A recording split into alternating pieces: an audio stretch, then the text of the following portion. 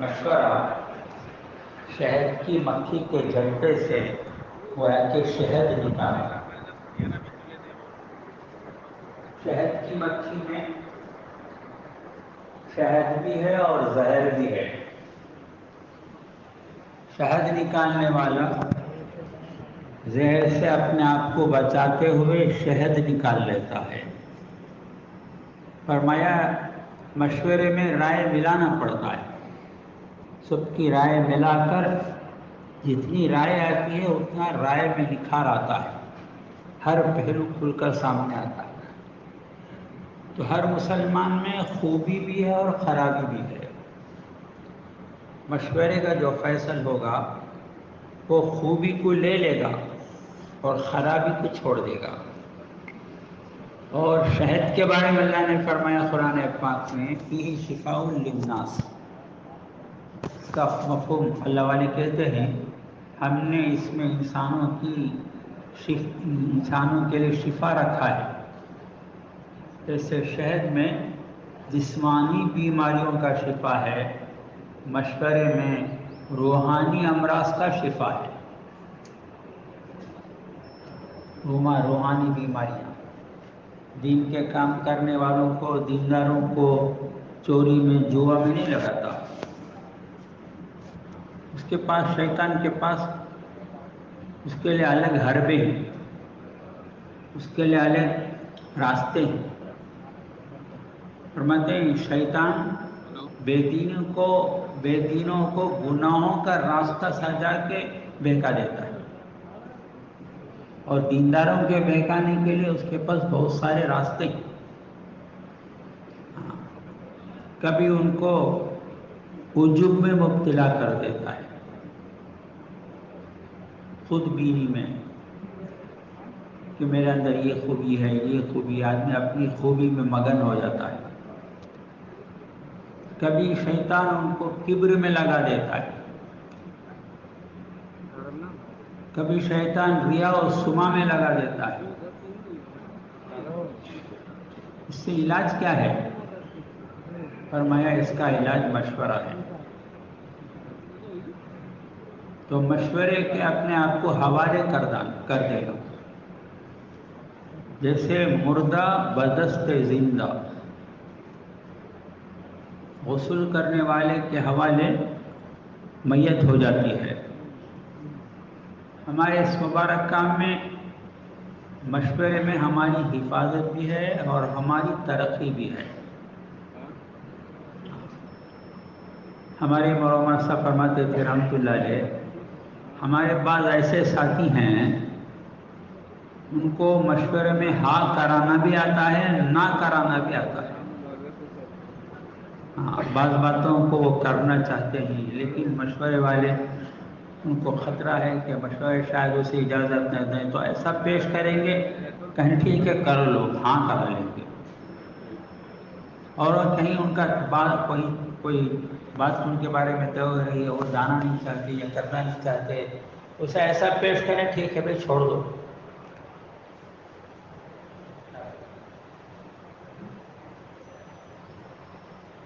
ہمارے بڑوں نے ہمیں بڑی رہبری کی ہے.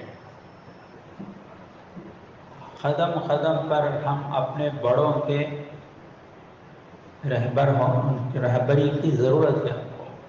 یہ جتنی باتیں اکابرین کی ہیں ان میں ہماری رہبری ہے، کام کرنے والوں کی رہبری ہے. ہمارے آج سب سے بڑا مسئلہ کام کا بھی ہے اور کام کرنے والوں کا بھی ہے. نئیوں کو بھی سنبھالنا ہے اور پرانوں کو اپنے آپ کو سنبھالنا پڑتا ہے.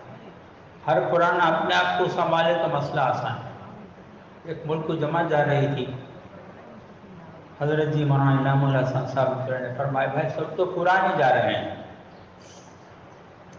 ہر آدمی اپنے آپ کو سنبھال لے تو بات آسان ہے. جتنا آدمی پرانا ہوتا جاتا ہے، اللہ والوں نے بتلایا عمومی کام میں اگر وہ لگا ہوا نہیں ہے وہ خطرے سے خالی نہیں ہے. ہمارے ہاں عمومیت اصل ہے، جتنے خصوصی کام ہیں وہ عمومیت کی تقویت کے لیے ہوتے ہیں، جتنے بھی جوڑ ہوں جو بھی ہوں عمومی کام کی تقویت کے لیے ہے، عمومی کام میں ہماری حفاظت ہے۔ مولانا سعید خان صاحب رحمۃ اللہ فرماتے تھے 3 کام جو بھی کر لے اللہ اسے دعوت کی حقیقت عطا فرمائے گا۔ پہلی بات فرمایا عمومی تعلیم میں بیٹھنا، عمومی تعلیم میں بیٹھنا۔ دوسرا عمومی بیان چاہے نئے سے نئے ساتھی کا ہے، اس میں شروع تا آخر بیٹھنا۔ بعض بیان کرنے والوں کو نئے ساتھیوں کے بیان میں بیٹھنا ایک مجاہدہ ہو جاتا ہے، مجاہدہ ہے، ہمارے کام میں تو مجاہدہ ہے ہی۔ اور تیسرا عمومی گشتوں میں متکلم بن کر چلنا۔ شروع میں آدمی جب کام میں لگتا ہے عمومی گشتوں کی اہمیت ہوتی ہے، ضروری سمجھتا ہے شریک ہونا، چلتے چلتے شیطان پٹی پڑاتا ہے، اب تو کرنے والا نہیں کرانے والا ہے۔ ہاں، عمومی گشتوں میں چلتے ہوئے قرآنوں کو بعض مرتبہ سب کے نہیں کہتے الا ماشاء اللہ، تو بعض مرتبہ بڑا مجاہدہ ہوتا ہے عمومی گشت میں چلنا، اس سے کوئی نہ کوئی کام تلاش کر لیتے ہیں، فلاں تشکیل ہے، فلاں کام ہے، فلاں ہے۔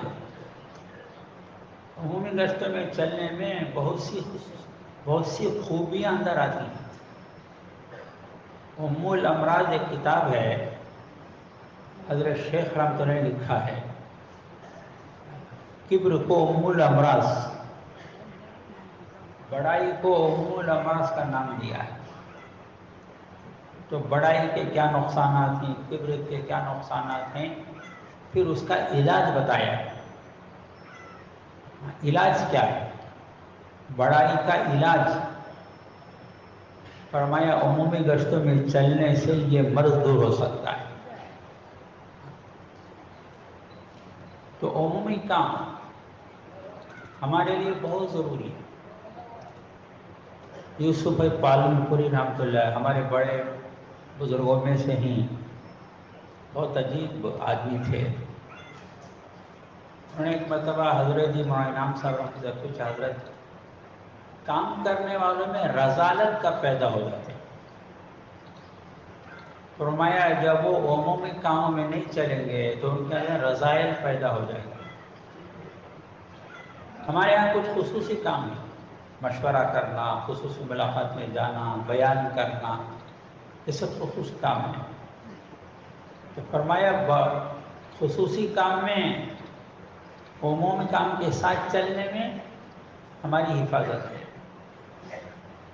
خصوصی ملاقات کی مثال حضرت مولانا یوسف صاحب دیا کرتے تھے۔ ایک آدمی شہد نکالنے کے لیے جاتا ہے تو پوری حفاظت کرتے ہوئے جاتا ہے، کمبل اوڑھ کر، ہاتھ میں آگ لے کر چلتا ہے کہ شہد کی مکھی کے ڈنک سے بچانے کے لیے بچاؤ کر کے جاتا ہے۔ اس کے باوجود ایک آدھ مکھی ڈنک مار دیتی ہے۔ اسی طرح سے خصوصی ملاقات میں جانے میں ہمارے اندر کچھ خرابیاں آنے کا امکان ہے، خطرہ ہے۔ اس کے لیے عمومی گشتوں میں چلانا اپنے آپ کو، عمومی کام میں چلانا اپنے آپ کو۔ ہمارے جیسے مولانا نے فرمایا صبح بھی اللہ ہمارے بڑوں کی عمر میں برکت عطا فرماوے، ان سے خوب استفادہ کی توفیق عطا فرماوے۔ استقامت ہمارے یہاں بہت ضروری ہے، استقامت بھی ضروری ہے، ترقی بھی ضروری ہے۔ استقامت کے ساتھ ترقی ہونی چاہیے۔ ماشاءاللہ 20 سال سے 3 دن ہی لگا ہے، ٹھیک ہے، اچھی بات ہے۔ 20 سال سے 2.5 گھنٹے سے آگے بڑھتے ہی نہیں۔ اسی لیے میاں جی فرماتے ہیں رحمۃ اللہ، اس کام میں 3 قسم کے لوگ ہیں۔ ایک تعلیمی، ہمیشہ ترقی کرتے رہیں گے، تعلیم دوسرے خوانے ہیں، خیانت کرنے والے۔ الحمدللہ میرا 2 گشت ہو گیا، الحمدللہ میرا 3 دن ہو گیا، 2.5 گھنٹے پورے ہو گئے، خیانت۔ تو طالب کی ہمیشہ ترقی ہوتی رہے گی، خیانت کی ترقی نہیں ہوگی۔ ہاں، اور ایک ہے ناقد، تنقید کرنے والا۔ یعنی فرماتے تھے یہ تو ہر حال میں خطرے میں ہے۔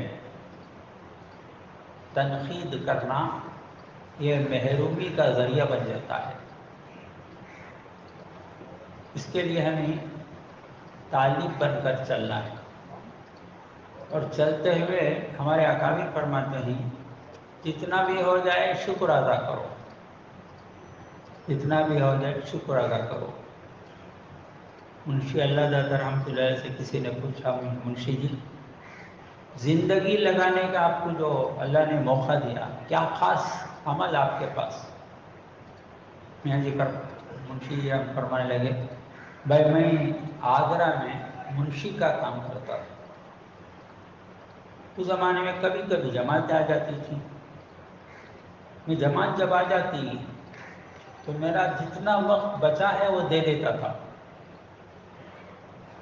بچا کچا وقت دینے کے برکت سے آج اللہ نے مجھے زندگی دینے کا موقع دیا۔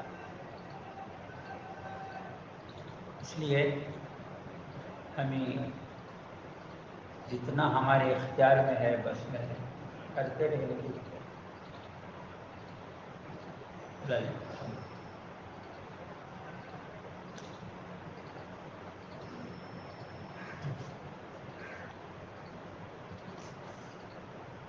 موت تک اس مبارک کام میں چلنے کے لیے کیا کرنا پڑے گا؟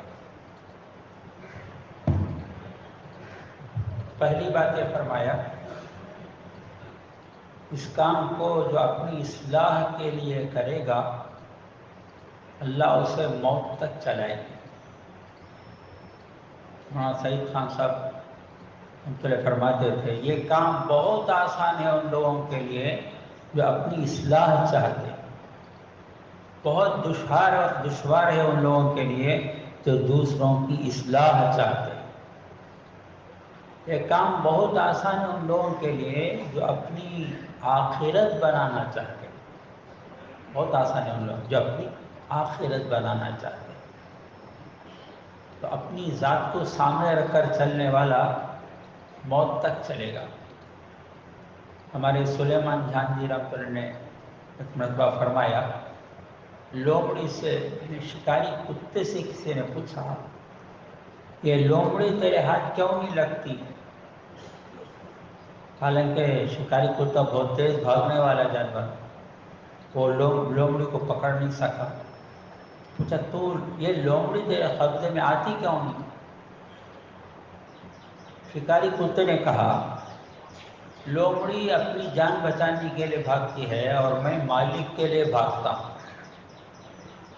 میں مالک کے لیے بھاگتا ہوں تو میرے دوڑ میں وہ تیزی نہیں، میرے اڑان میں وہ تیزی نہیں، اور چونکہ لومڑی اپنی جان بچانے کے لیے بھاگتی اس کے لیے اس کے دوڑ میں تیزی ہے۔ تو جو اپنی جان بچا اپنے لیے کام کرے ہر حال میں کرے گا، وہ آخرت کے لیے کام کرنے والا ہر حال میں کرے گا، کسی کی پرواہ نہیں کرے گا۔ حالات آئیں گے، کام کرنے والوں پر حالات آتے ہیں، اچھے حالات بھی آتے ہیں اور برے حالات بھی آتے ہیں، اور ہر حال امتحان ہے فرمایا اللہ علیہ۔ امتحان ترقی کے لیے آتا ہے اور ترقی کے بعد انعام ملتا ہے۔ تو اچھا حال کبھی آدمی کو پھانس دیتا، کاروبار بڑھ گیا، دھندا بڑھ گیا، مصروفیت بڑھ گئی، اب کام میں کمی آ گئی۔ اچھا حال بھی آئے گا، کبھی برا حال بھی آئے گا، حالات کبھی آدمی کے بگڑ جاتے ہیں، تو اس میں تو شیطان بہت ڈراتا ہے، مایوس کر دیتا ہے۔ فرمایا شیطان دینداروں کو مایوسی کے راستے سے بہکا دیتا ہے۔ اتنے سالوں سے چل رہا ہے، ملکوں میں چلا، سال کے چلے لگ رہے ہیں، 2.5 گھنٹے لگ رہے ہیں، تقاضوں پہ چل رہے ہو، لیکن تمہارے حالات بنے نہیں حالات۔ تو کیا کرنا؟ پہلے حالات بنا لو، پھر کام کرنا۔ شیطان رائے دیتا ہے اور بعضوں کو مایوس کر کے کہتا ہے حالات بنے نہیں، چھوڑ دو۔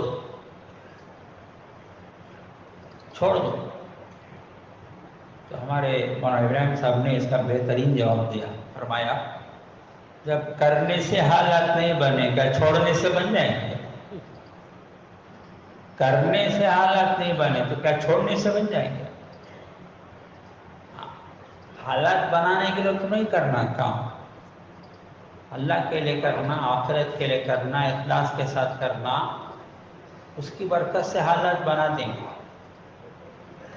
ہماری جو کتاب ہے فضائل کی، اس کا جو شروع حضرت شیخ نے لکھا ہے وہ کیا ہے؟ دین کے لیے سختیوں کا برداشت کرنا، مشقتوں کا برداشت کرنا، اس کا شروع ہے۔ اٹھا کر دیکھ لیا، دین کے کام کرنے والوں پر کبھی حالات آئیں گے، اسی لیے صحابہ کے حالات ہمارے سامنے۔ مفتی ظاہر اپنے سامنے نے ایک مرتبہ فرمایا، ملک کے پرانے دور میں ایک حدیث کا خلاصہ فرمایا۔ اس نے فرمایا کہ میری امتی کو اگر کوئی حالات آ جائے، مفہوم بول رہا ہوں، حالات آ جائے، میری تکلیفیں میری امت کی تکلیفوں پر تعزیت کرے گی، میری تکلیفیں میری امت کی تکلیفوں پر تعزیت کریں گی۔ تو مفتی صاحب فرمایا کیا اس کا مطلب؟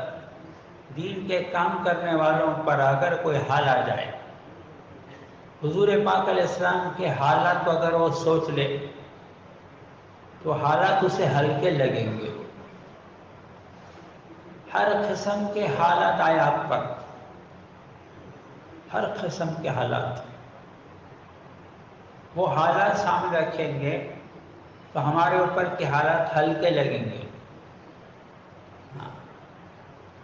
تو کام میں استقامت کے ساتھ چلتے رہنے میں پوچھا گیا کہ ایک ضروری بات یہ ہے کہ کام میں استقامت سے چلنے کے لیے ہم لا ادری کے جذبے کے ساتھ چلیں۔ میں نہیں جانتا، حقیقت یہی ہے۔ سالوں لگا کر بھی اس کام کی صحیح سمجھ اللہ عطا کر دے تو بڑی بات ہے، کام بہت اونچا ہے۔ تو ہم کو لا ادری کے جذبے کے ساتھ چلنا ہے اور مشورے کے ساتھ چلنا ہے۔ دین کا کام مشورے سے چلے گا۔ ہم بھی اپنے آپ کو مشورے کے حوالے کریں گے۔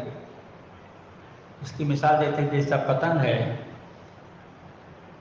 جس کے ہاتھ میں ڈور ہوتا ہے، ڈوری، اس کی وجہ سے وہ پتنگ اوپر اڑتا ہے۔ ڈوری کھینچنے والا کھینچتا رہتا ہے، وہ اوپر اس کی پرواز ہوتی ہے۔ یہ منی پور کے حضرات، ناگالینڈ، میزورم، تریپورہ، ان میں سے کوئی ہو تو آگے آ جائیں ذرا۔ میزورم کے حضرات ہیں، منی پور ہیں، آئیے آگے آئیے۔ یہ میزورم والے ادھر سے جو ہاتھ، میزورم، آئیے آگے آئیے نا۔